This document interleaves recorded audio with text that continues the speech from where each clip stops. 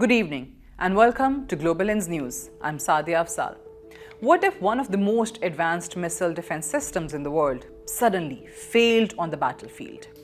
Iran has successfully targeted a key radar linked to the United States' powerful missile defense network.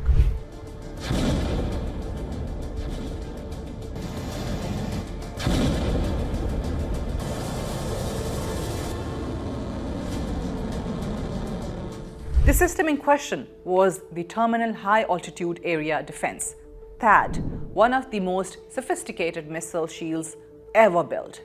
According to multiple reports, a crucial ANTPY-2 radar linked to THAAD was destroyed in an Iranian strike at a US base in Jordan, raising serious questions about the vulnerability of America's missile defense network.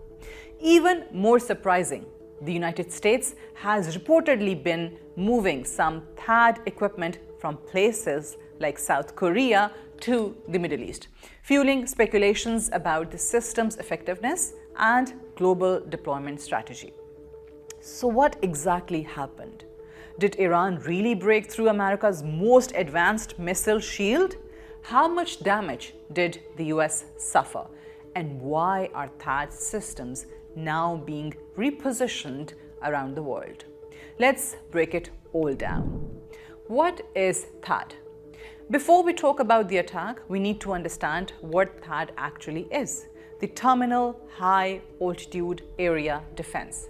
THAAD is a US missile defense system designed to intercept ballistic missiles during the final phase of their flight. Unlike older systems, THAAD destroys missiles using hit-to-kill technology, meaning it physically collides with the incoming missile rather than exploding nearby.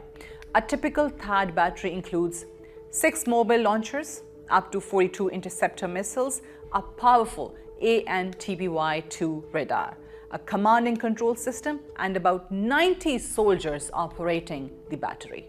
Each interceptor missile costs roughly $13 million, with the full THAAD battery costs around $1 billion. The United States currently has only 8 THAAD batteries worldwide, deployed in places like Guam, South Korea, and the Middle East.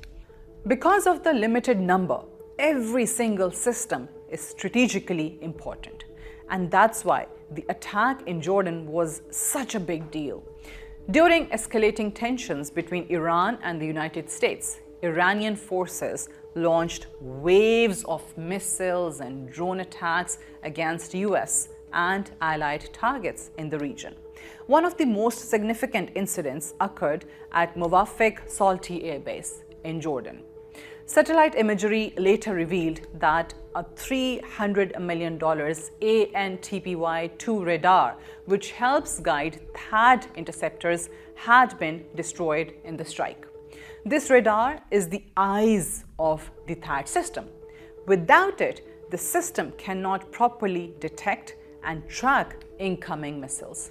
In other words, destroying the radar can effectively cripple the entire missile defense battery. Experts say the loss was a serious setback because the radar coordinates missile defense across the region. Missile defense analyst Tom Karako described the loss as a major blow, noting that the US doesn't have many spare radars available. So let's talk about the actual losses. How much damage did the US suffer? According to available reports, the destroyed radar alone was worth about $300 million. A full THAAD battery can cost around $1 billion. Each interceptor missile costs about $13 million. But the financial cost may not be the biggest problem. The bigger issue is limited supply. The US military has only 8 THAAD batteries globally, and they are already stretched across multiple regions. When a key radar or launcher is destroyed, replacing it is not easy. It can take years to manufacture and deploy new equipment.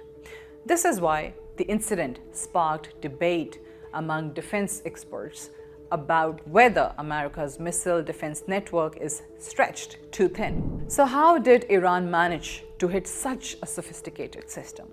Iran has spent decades investing heavily in ballistic missiles, drones, and saturation attacks. Instead of relying on a few high-tech weapons, Iran often launches large numbers of missiles and drones simultaneously. This tactic is called saturation attack.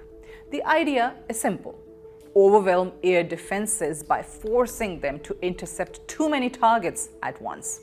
According to analysts, Iran's massive arsenal of drones and missiles has put unprecedented strain on US defense systems in the region.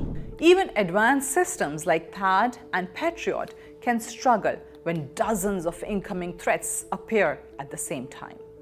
Another important development is the redeployment of THAAD systems worldwide.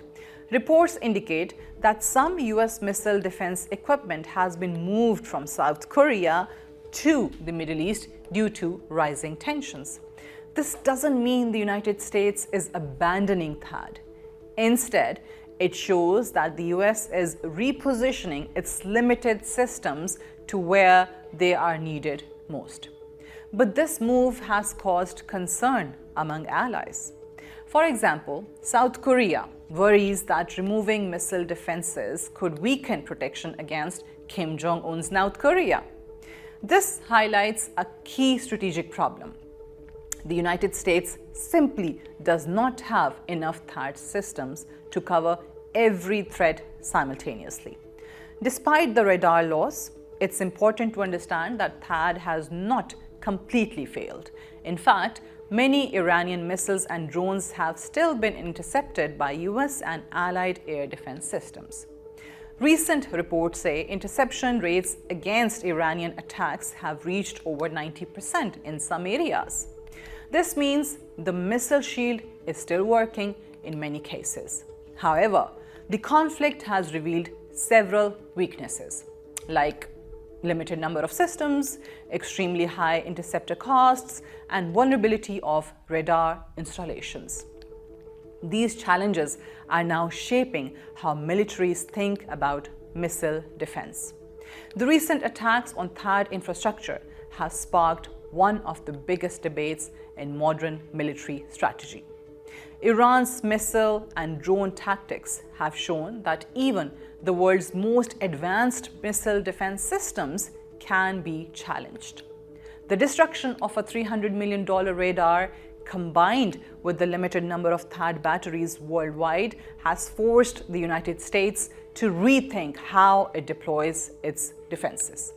Instead of relying on a few expensive systems, the future may require larger networks of layered defenses, drones, and cheaper interceptors. Because in modern warfare, the real battle may not just be about who has the best technology, but who can overwhelm the other side's defenses first. This is Saadia Afzaal for Global Ins News.